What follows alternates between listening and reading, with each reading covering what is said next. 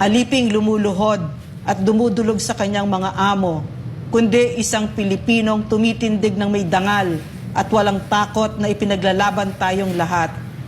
Ang kalayaan ay isang perlas na hindi matatawaran ang halaga.